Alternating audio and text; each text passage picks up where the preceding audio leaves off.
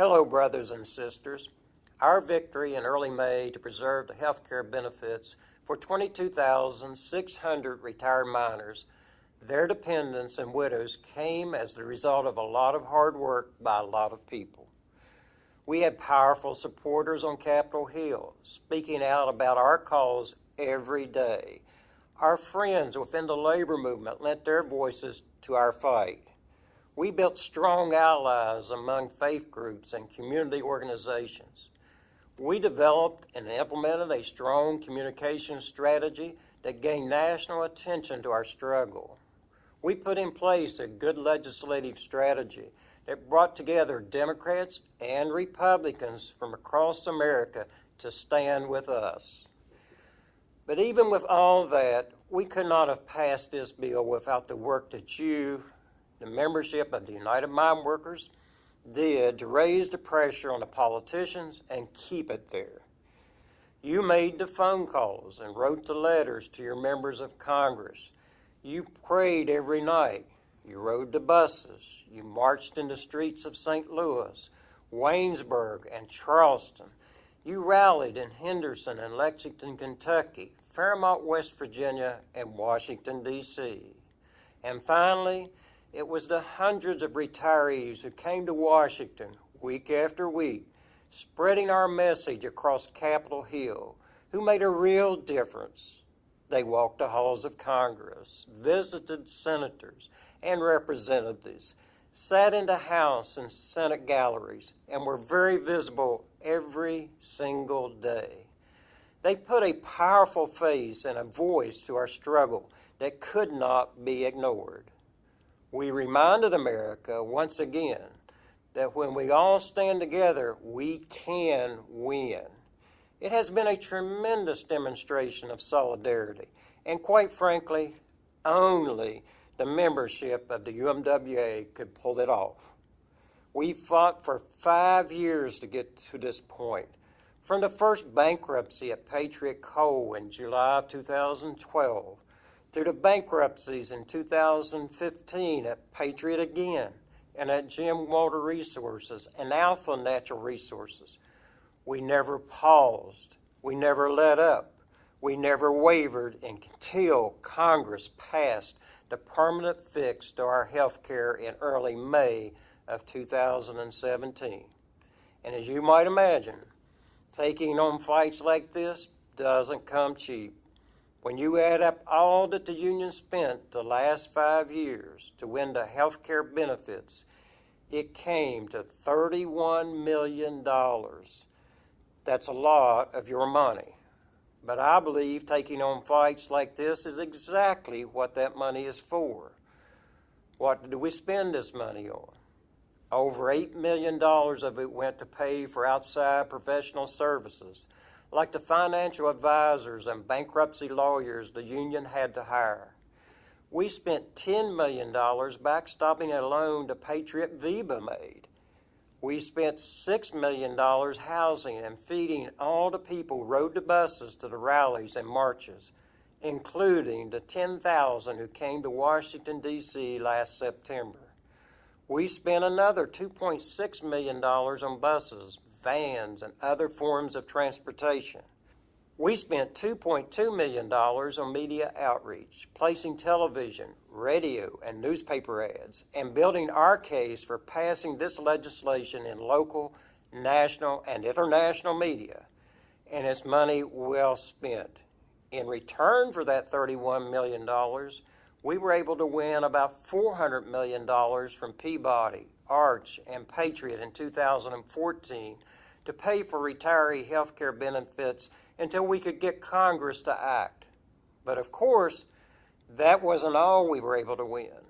The total amount the UMWA health and retirement funds will receive in federal government transfers to pay for health care benefits we just won will be $1.9 billion, and that's just for the next 10 years. There will be more after that. I don't know where you can get that kind of a return on an investment, but you did. But the fight is not over. Although we preserved the health care for 22,600 people, Congress did not pass the second part of our legislation, which preserves the pensions for 87,000 current and 30,000 future retirees. Without action by Congress, the 1974 pension plan that funds those benefits will go broke sometime in 2022. That means we've got to fix this problem in the next 5 years. We've already started this fight, as legislation has already been introduced in Congress.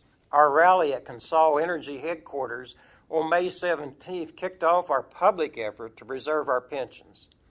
Consol has a proposal to take the money our legislation sets aside for pensions and put it in their pockets instead.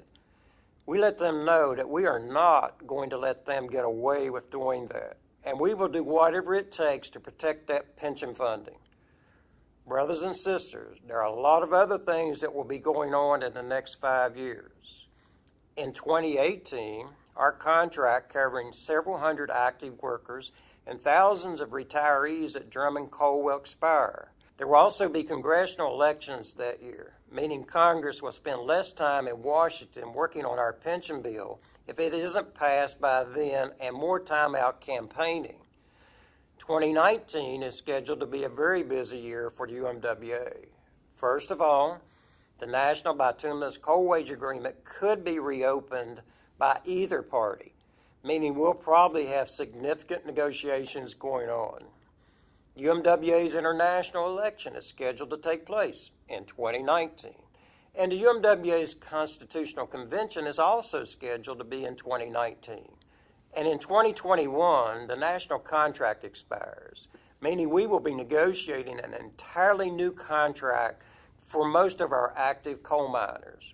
Brothers and sisters, that schedule simply won't allow us to focus our complete efforts on the critical issues that our union is facing.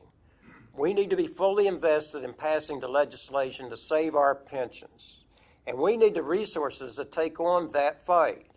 And we need to be able to concentrate on negotiating the best contracts we can for our active members without the distractions of an election or a convention. That is why the International Executive Board unanimously passed a resolution at its May 18th meeting that calls for a special convention to be held later this year that would address three things. First, the delegates to the special convention will be asked to authorize the transfer of money from the Selective Strike Fund to the General Treasury that would make up for the $31 million in extraordinary expenses the union paid over the last 5 years to take on the bankrupt companies, negotiate new contracts with their successor companies, and win the retiree health care battle.